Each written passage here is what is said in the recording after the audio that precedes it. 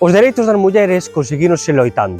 Por iso hoxe vos quero falar dunha das folgas máis importantes da nosa historia, na que se ven involucradas as cigarreiras da fábrica de tabacos da Coruña.